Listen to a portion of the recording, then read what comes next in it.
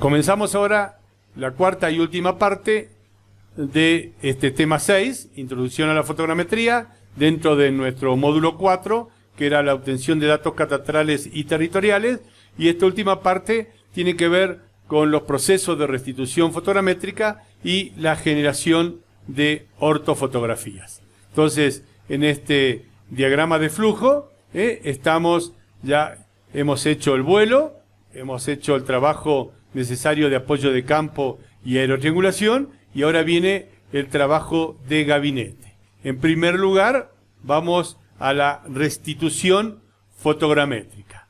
Y para esto entonces tenemos que entrar a analizar un poco los instrumentos de visión estereoscópica, los que nos van a generar esta posibilidad de ver en 3 dimensiones. Muy empleados en el pasado, estos equipos muy simples que se denominaban estereoscopios de bolsillo, como vemos tiene unas patas rebatibles y entonces se acomoda a la distancia interpupilar, la distancia que tenemos entre el centro de los dos ojos, y si ponemos dos fotografías que conforman el par estereoscópico, permite analizar en 3 dimensiones. Por supuesto, esto solamente es para un proceso de fotointerpretación, no para un proceso de medición. Había y hay todavía equipos que, como esto que vemos acá, un estereoscopio que se denomina de espejos. Con este estereoscopio de espejo también se acomoda la distancia interpupilar para, según la persona que lo va a utilizar, y entonces podía uno visualizar las 3 dimensiones, y se utilizaba este equipo que es una barra de paralaje, y con esta barra de paralaje se podía llegar a determinar las diferencias de alturas entre puntos, el mismo punto, pero visto en 2 fotografías sucesivas, donde está el área de superposición, y entonces se podía de alguna manera medir con alguna precisión la diferencia de alturas entre esos puntos. Por supuesto, estos equipos han quedado en desuso, ya que la fotogrametría digital utiliza otros medios. Y entonces, ¿cuáles son, así en grande, estos equipos? Primero, equipos de anaglifos. Como vemos, se disponen de anteojos que tienen distinto color, y la imagen está representada también en los mismos colores, y genera en la mente del operador, de quien está observando, una visión tridimensional de esos 2 documentos fotográficos planos. Esto ha ido cambiando, ¿no? Y ahora, en la actualidad, se utilizan pantallas polarizadas, que vamos a enseguida analizar el significado, o pantallas, utilizar 2 pantallas polarizadas. Vamos a comentar algo de esto que estamos analizando aquí. Fíjese aquí, si tengo 2 fotografías sacadas desde 2 puntos de vista diferentes. En este caso, por supuesto, es una fotografía terrestre. Esto lo pueden inclusive hacer ustedes en sus oficinas, y utilizando anteojos de anaglifos, son habitualmente de cartón, y tienen un papel o un film transparente con los colores rojos y azul, puede ser verde y rojo, hay distintas opciones, y entonces en la computadora lo que va a estar visualizando es algo parecido a esto. Como vemos, son una imagen coloreada en color verde o azul, y la otra imagen en color rojo, y al observarlos con un par de anteojos de anaglifos podemos visualizar en 3 dimensiones. Esto se puede hacer inclusive, y muy barato, en las computadoras de nuestras casas o de la oficina. Y entonces lo que vamos a visualizar es esto, y al colocarnos los anteojos de anaglifos, poder ver en 3 dimensiones. ¿Se puede utilizar para catastro? Sí, también se puede utilizar, ya que es un mecanismo sencillo de creación de una imagen en 3 dimensiones a partir de 2 fotografías en 2 dimensiones. Lo primero que tengo que hacer es la obtención del par estereoscópico de imágenes, es decir, un par de fotografías, de fotogramas, que generan el modelo estereoscópico. Mediante un programa de edición de imágenes se aplica un filtro para ver una fotografía en color rojo y la otra fotografía en color azul. Luego se superponen las imágenes y lo que voy haciendo es quitando la paralaje longitudinal en la dirección XY y permite visualizar localmente, con los anteojos correspondientes, localizar y visualizar la profundidad y poder medir. Como decía, es necesario mover una imagen respecto de la otra en la dirección Y, es decir, quitar la paralaje transversal, moviendo una respecto de la otra, hasta que se genera esa visión tridimensional. Y entonces me voy moviendo localmente en ese modelo tridimensional y localmente se va quitando la paralaje longitudinal y de esta manera lograr ver las 3 dimensiones localmente en ese lugar y poder inclusive medir las alturas del terreno o las alturas de edificios. Algunos comentarios. Se trata de un sistema, por supuesto, de muy bajo costo, en el que no son necesarios requerimientos especiales de hardware. Lo podemos estar haciendo en un monitor común. Lo único que estamos haciendo es superponiendo 2 imágenes, una que está en color rojo, la otra que está en color azul, y entonces nos ponemos nuestros anteojos de anaglifos, que como decimos pueden ser de cartón o de papel celofán. Algunos de ustedes han podido apreciar esto en el televisor que tienen en sus casas y pueden ver en 3 dimensiones. Es exactamente el mismo procedimiento, lo que hay que tener es un sistema de medición.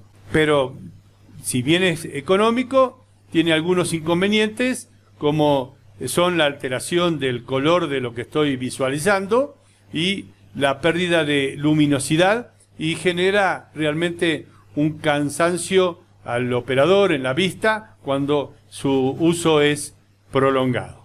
Aquí estamos viendo cómo se podría visualizar. Si nos ponemos entonces los anteojos de anaglifos, podríamos estar viendo esto en 3 dimensiones. Como vemos, aquí hay un cursor que es el que me permite posarme sobre la superficie e ir determinando las coordenadas, tanto planimétricas como altimétricas, de los distintos puntos que van generando el modelo. Aquí, como vemos, localmente se está viendo esta parte y entonces no se ven las curvas desplazadas, pero cuando nos alejamos de ese sector sí estamos viendo ese desplazamiento que se va generando en esta curva de nivel que han sido ya dibujadas en el equipo. Cosas mejores. Bueno, trabajar con una pantalla polarizada. ¿Qué es lo que necesitamos? Tener un hardware y un software especial, es decir, un emisor de infrarrojo, un monitor que permite la visualización estéreo. Necesitamos tener lentes o gafas de polarización activas, un mouse de 3 dimensiones. Vamos a profundizar enseguida sobre este hardware necesario para poder moverme en ese modelo tridimensional, ir moviendo un cursor que se denomina estilóptico, un puntito negro, que cuando lo veo en el espacio son 2 puntos que se van a ir juntando, y cuando están realmente sobre la superficie que quiero medir, están realmente los 2 puntitos se han juntado. Por supuesto, necesito tener una computadora con una capacidad importante de manejo RAM, una tarjeta de video para poder ver en 3 dimensiones y un disco duro importante porque estoy manejando información digital que requiere mucha capacidad tanto en RAM como en disco duro. Lo que voy a visualizar ya no es en dos colores, en rojo y en azul, sino que se visualiza como una imagen desplazada de la otra, pero en el mismo color, es decir, que lo puedo visualizar mejor los colores y poder hacer una fotointerpretación. A esto se denomina estéreo real, que aumenta considerablemente la calidad de la visión en 3 dimensiones, comparándolo con el sistema de anaglifos, y cuenta con las siguientes ventajas. Permite observar las imágenes en el color verdadero, sin la necesidad de aplicar filtros. Esto hace que sea menos cansador a la vista para el operador, simular una mayor profundidad del relieve, lo cual posibilita afinar mucho más la toma de datos con el posado del punto que mencionábamos, del óptico, sobre este modelo estereoscópico. ¿Cómo funciona una pantalla polarizada? Entonces, aquí lo que se requiere es tener unos anteojos de polarización activa, es decir, una señal que me va mandando el monitor a cada uno de los ojos. Los anteojos o gafas incorporan su propia electrónica, por lo tanto ya estamos viendo que es algo más caro, mediante lo que sincroniza las imágenes a visualizar. ¿Por qué puedo visualizar en 3 dimensiones? Porque el monitor va a ir mostrando a una gran velocidad cada una de las 2 fotografías que generan el modelo estereoscópico. Pero me lo genera a tal velocidad que voy viendo una fotografía en el ojo izquierdo y la otra fotografía en el ojo derecho.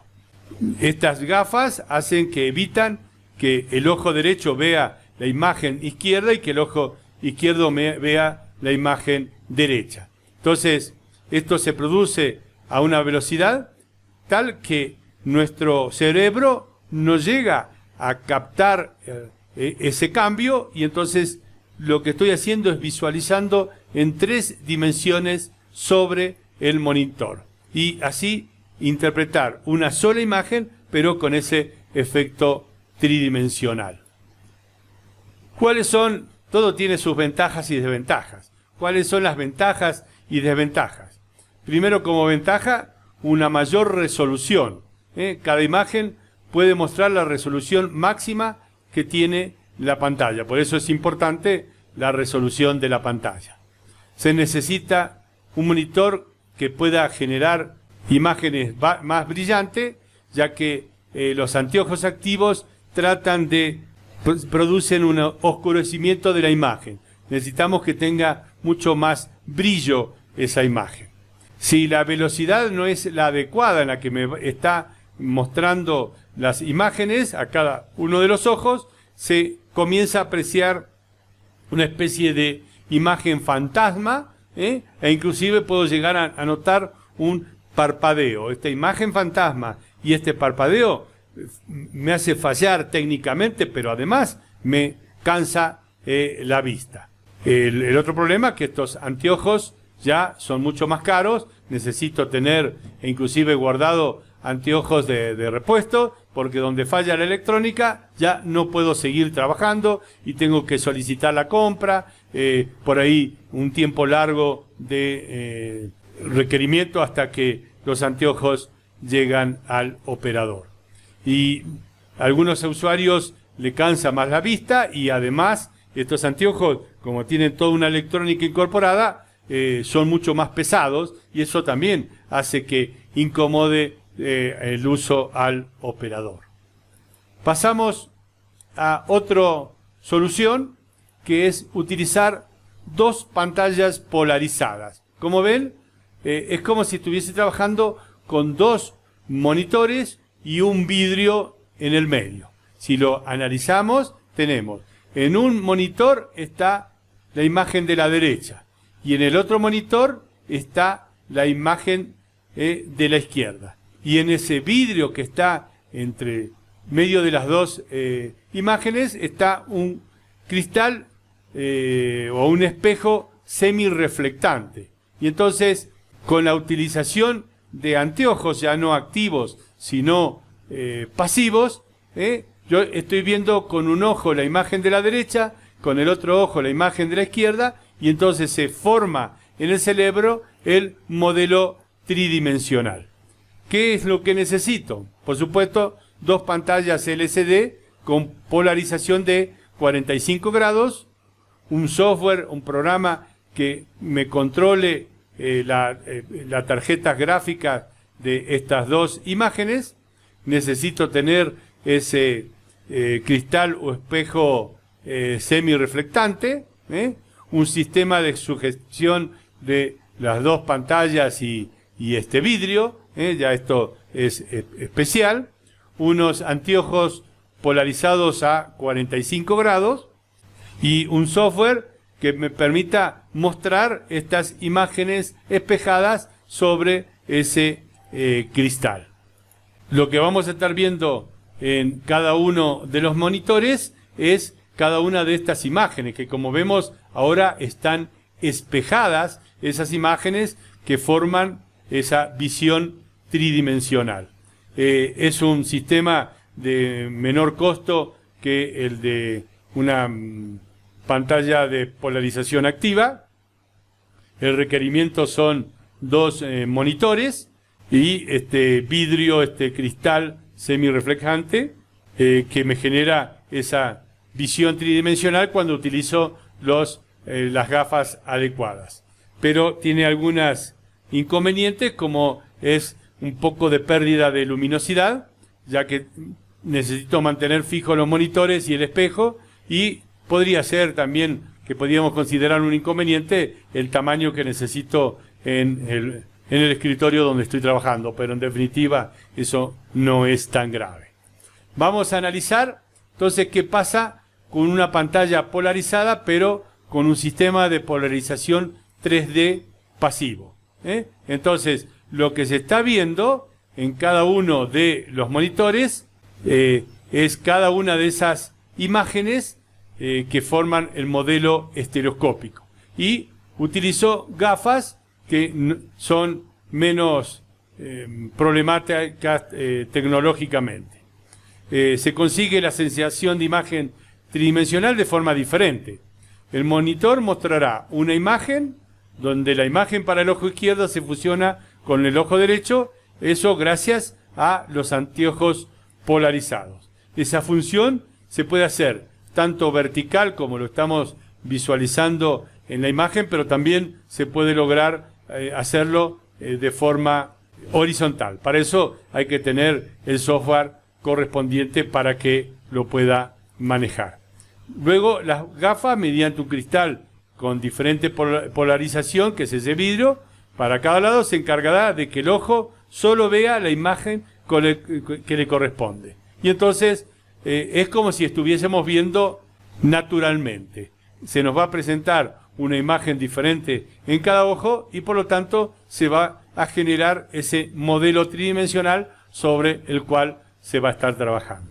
Ventajas y desventajas. Por supuesto, como ventajas, los anteojos son más económicos, más cómodos de usar durante más tiempo, no cansan tanto la vista ni el peso del anteojo, reducen, como decimos, la fatiga visual, ofrecen un ángulo mayor de visión al usar los monitores, inclusive si utilizo monitores horizontales, puedo visualizar más, pero tiene una menor resolución de la imagen final que la que se podría utilizar con un sistema de polarización pasivo.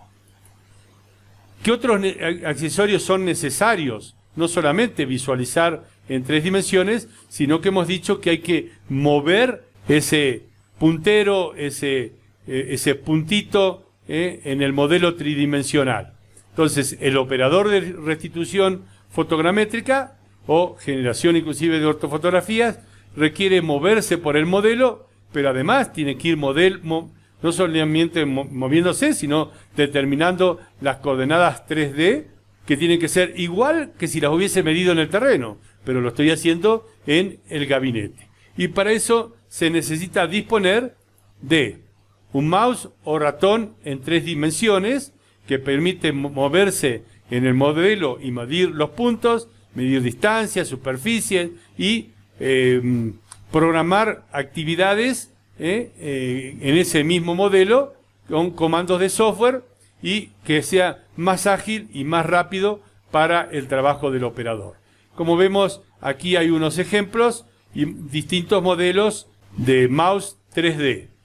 Entonces, aquí tiene una rosquita que uno lo va moviendo hacia un lado o hacia el otro y ese puntito tridimensional se va moviendo en el terreno hasta lograr que lo pongo tangente a esa superficie virtual y entonces ahí capturo el dato y por lo tanto estoy capturando las coordenadas X, Y y Z. Pero como vemos, tienen también algunos otros botones, los cuales decíamos que se pueden programar y que sea más rápido y más ágil la actividad.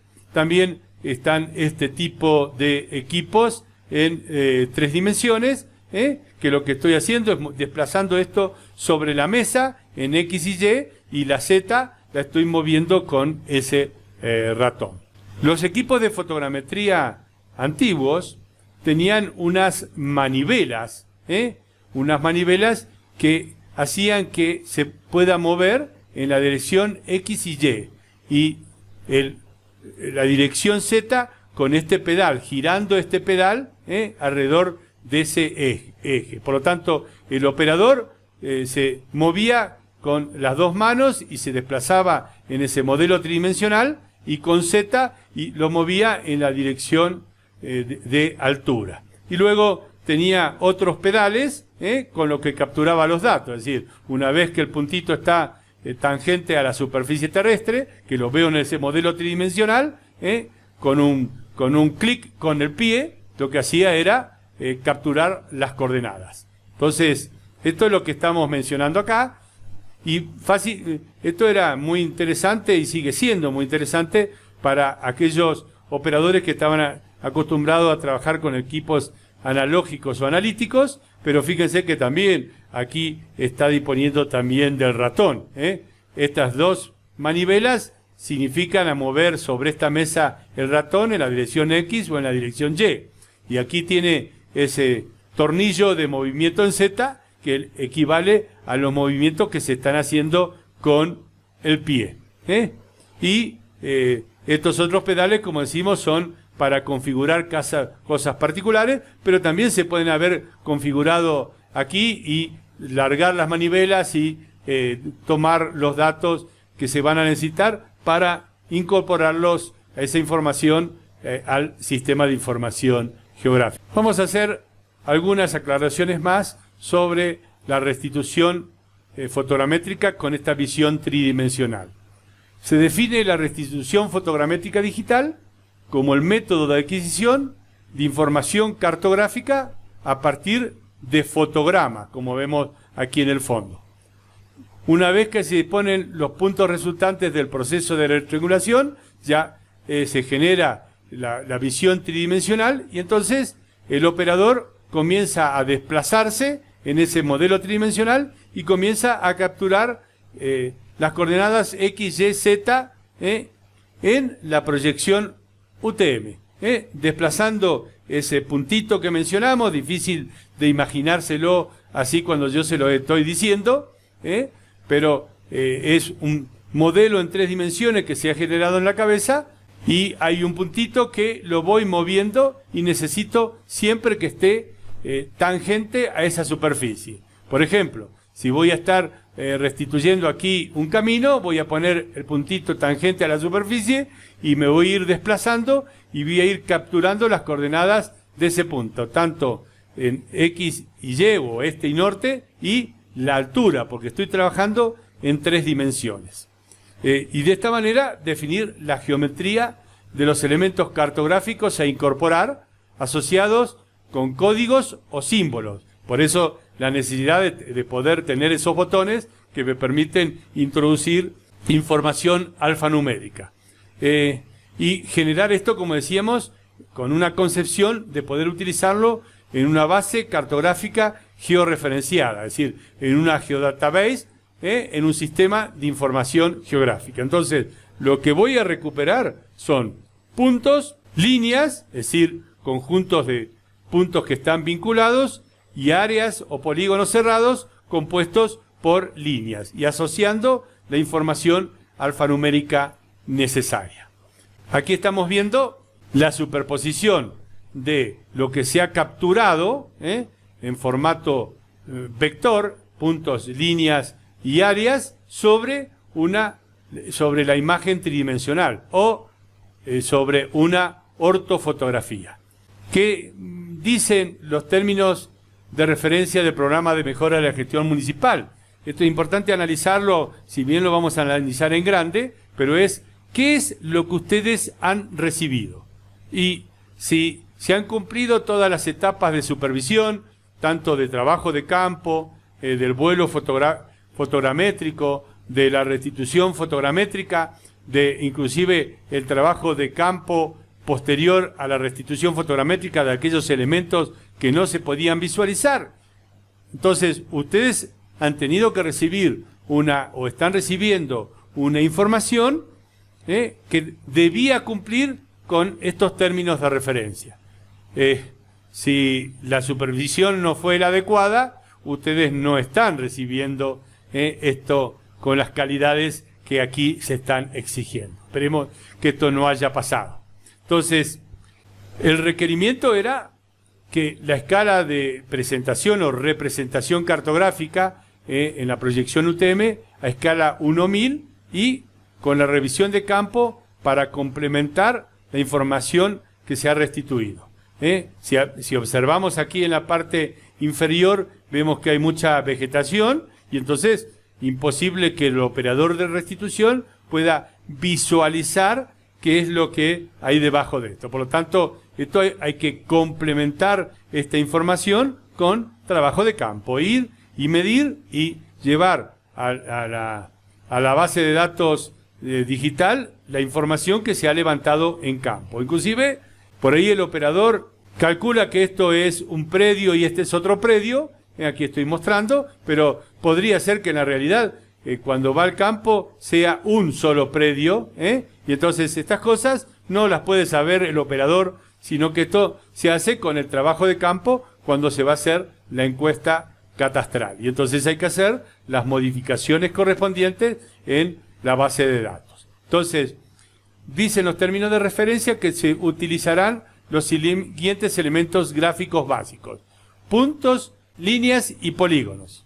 La base de datos geográfica, tanto en el CAD en 3 dimensiones como en el sistema de información geográfica, contendrá adicionalmente símbolos y textos. Es esa información alfanumérica asociada al dato gráfico. Y hace la recomendación que en ningún caso se deberán utilizar elementos del tipo arco o curva, solamente líneas, para determinar los polígonos. Y, por supuesto, a partir de puntos. La restitución planimétrica deberá representar todos los detalles identificables establecidos en el modelo de datos. Para eso había una especificación completa de cómo tenía que ser ese modelo de datos, con su exacta posición. Bueno, cuando decimos exacto, ahora vamos a ver cuál es esa exacta posición. Y forma verdadera, con los errores máximos permitidos y considerados que cualquier objeto definido por líneas paralelas, distanciados en el terreno a menos de 50 centímetros, será representado como línea. Y cualquier polígono de una superficie menor a 0,25 metros cuadrados será representado como un punto. Los vértices de las edificaciones o construcciones, sean vértices de muros perimetrales, de predios, cordones de acera y todos aquellos detalles planimétricos que definan la estructura predial urbana, deberá ser realizada y representada gráficamente con una exactitud posicional relativa, con un error menor en planimetría a más o menos 15 centímetros y una exactitud vertical relativa de más o menos 20 centímetros, entendiéndose por RMS el error cuadrático medio con un 95% de grado de confiabilidad.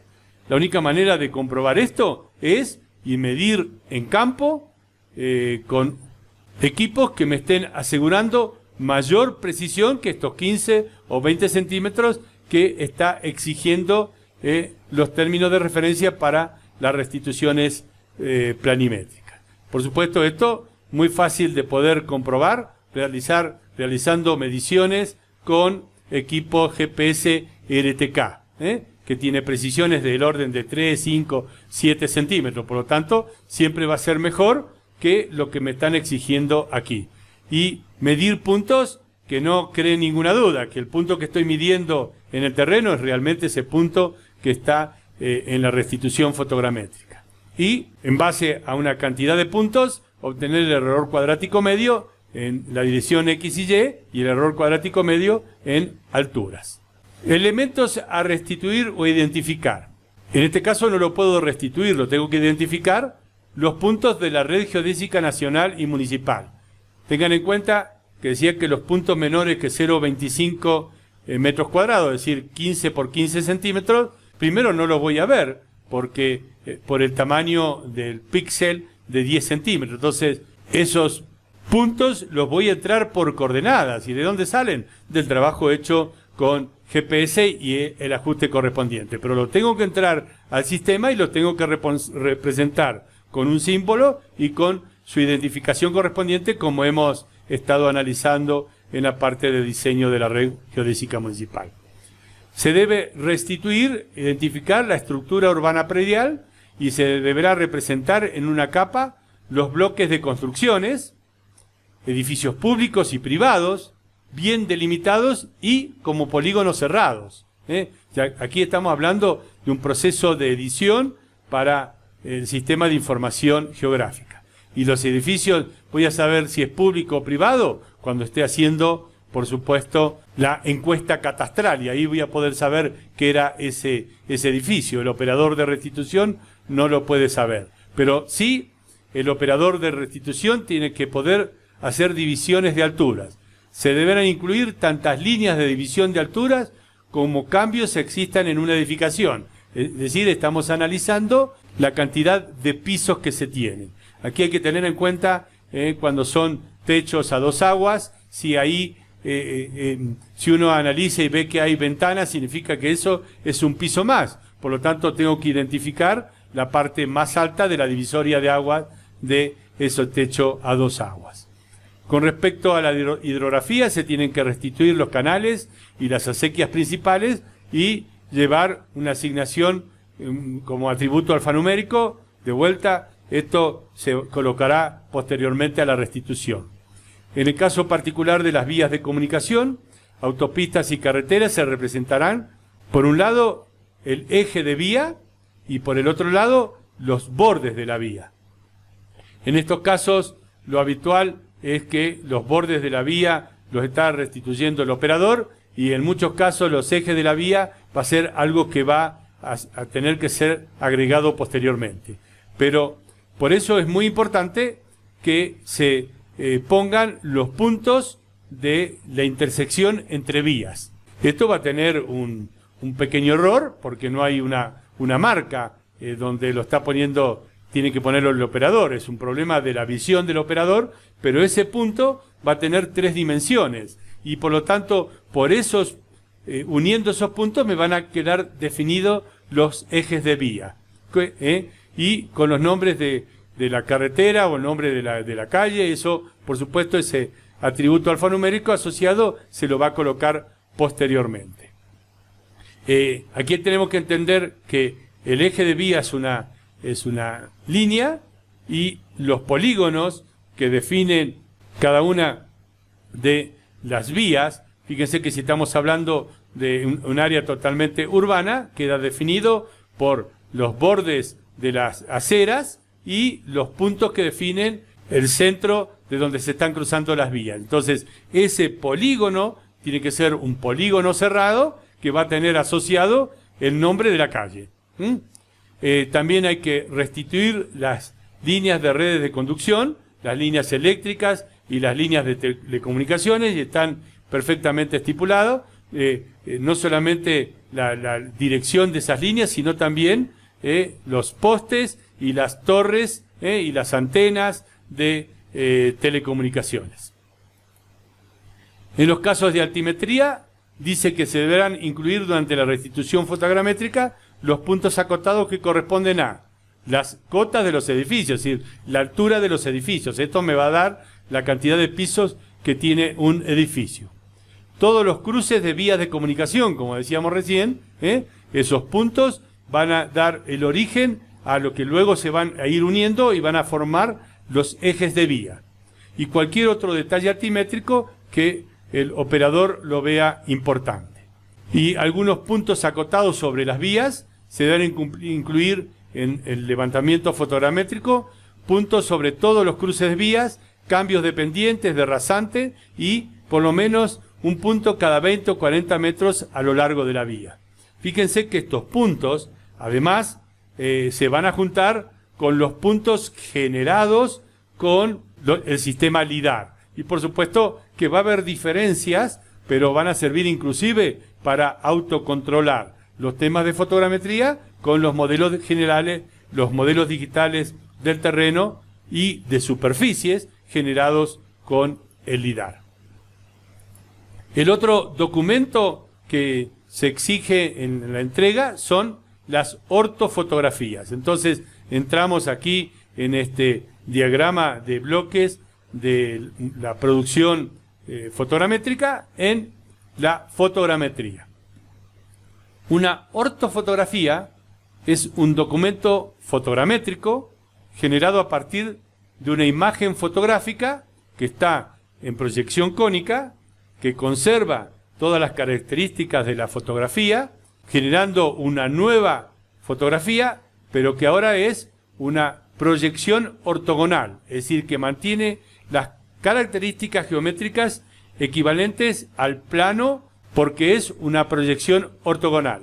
Esto permite que pueda ser combinado con información cartográfica planimétrica para generar ortofotomapas. Es lo que estamos viendo aquí de fondo. Tenemos la imagen de la fotografía ya corregida, transformada en una ortofotografía, y tiene que coincidir con los datos vectoriales. Si las cosas no coinciden, significa que hay errores, tanto errores en la restitución fotogramétrica como errores en la generación de la ortofotografía, pero es una muestra de que algo raro está pasando. Una característica de las ortofotografías digitales es que en superficies continuas, formas suaves de la topografía del terreno, por lo general no genera problemas. El operador no se da cuenta que hay problemas. Los problemas surgen en zonas con muchas discontinuidades. Una discontinuidad es un edificio, y entonces en las zonas urbanas vamos a ver que se producen esas discontinuidades, y cuando se quiere hacer coincidir la planimetría con la imagen, vemos que hay desplazamientos. Pero estos desplazamientos son esos que comentábamos en su momento, desplazamientos por las alturas de los elementos que están en la fotografía. Estos desplazamientos se producen como consecuencia de la proyección cónica y aumentan a medida que nos alejamos del centro de proyección. Hemos analizado inclusive la ecuación, provocando que otros elementos queden ocultos tras ellos. Un edificio muy alto no me deja ver la calle que está al pie del edificio. Asimismo, los elementos que más sobresalen, los techos de los edificios de varios pisos, que van a estar, por supuesto, más cerca de la cámara fotográfica, también aparecen relativamente más grandes en la imagen y con una escala diferente al de la ortofotografía. Como consecuencia de las características de proyección de la imagen indicados anteriormente, las ortofotos a generar podrán ser de dos tipos. Por un lado, ortofotos convencionales. Este nombre de convencional se da con la aparición de la ortofotografía digital y la posibilidad que hay de corregir también estos elementos.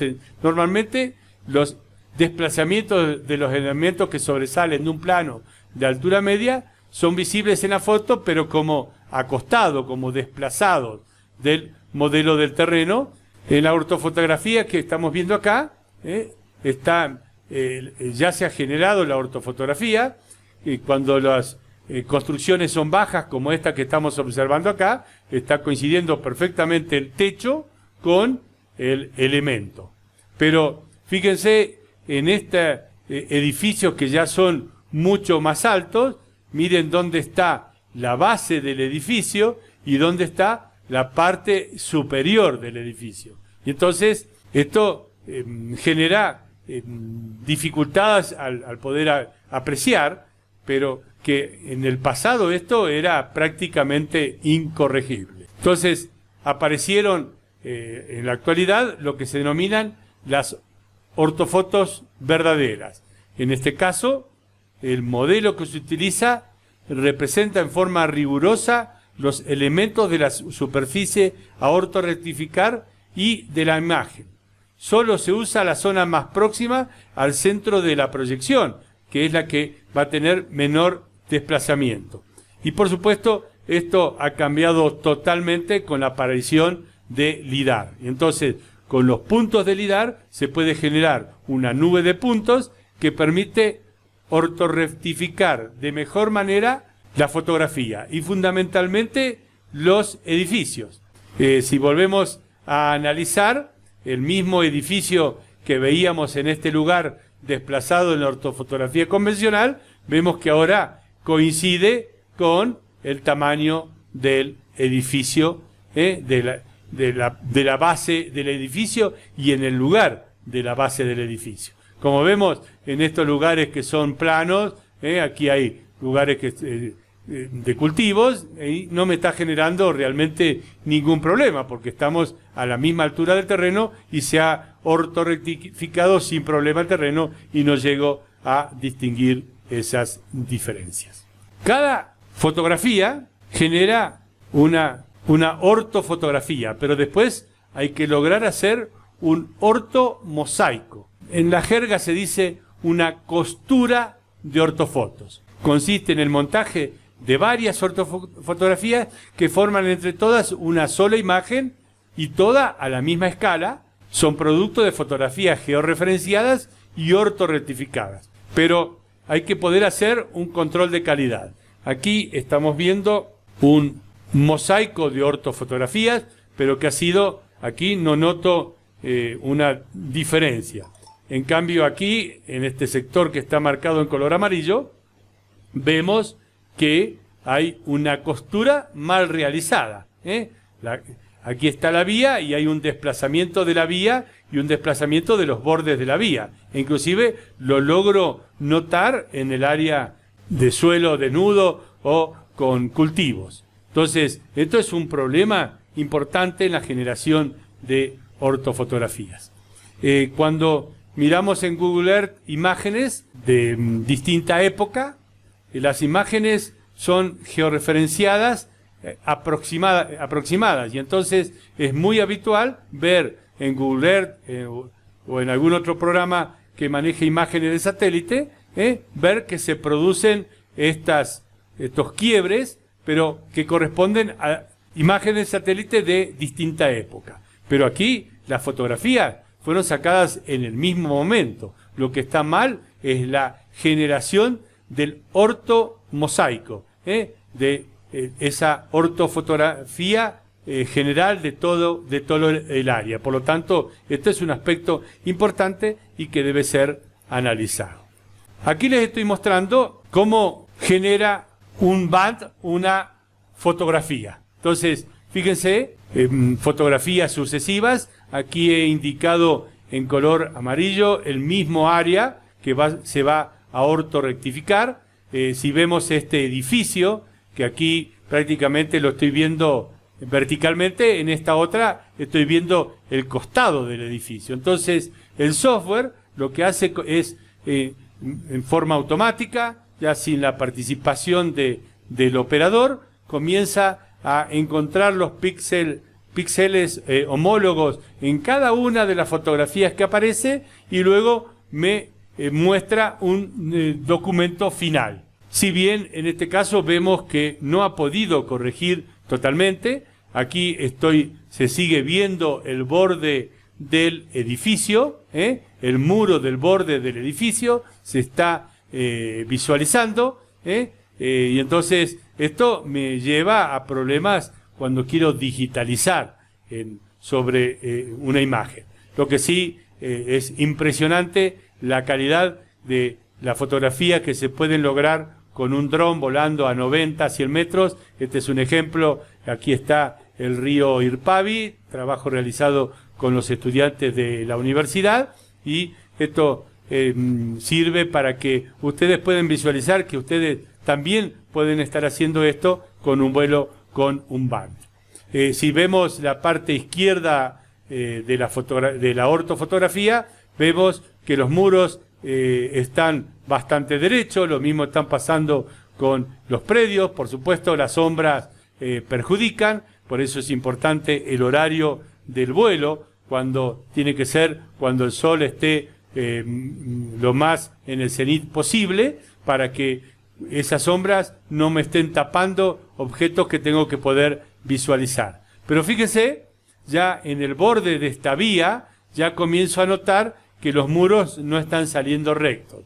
Y fíjense el resultado que me ha generado el software, el desastre, que no lo puedo utilizar. Por eso decía que en el caso de vuelos con vehículos aéreos no tripulados, con drones, tengo que descartar un gran sector. Fíjense el desastre que me genera con los techos. Estos techos tienen ángulos rectángulos y sin embargo aquí lo veo totalmente torcido. Inclusive, fíjense la vía de este otro lado, es como si hubiese sucedido un terremoto, se ha movido totalmente. Entonces tengo que tomar un sector mucho más amplio para que cuando se realice la ortofotografía se puedan cortar los sectores correspondientes. En estos lugares, por supuesto que necesito poner puntos que sean visualizados tanto en la fotografía como en el terreno y que han sido medidos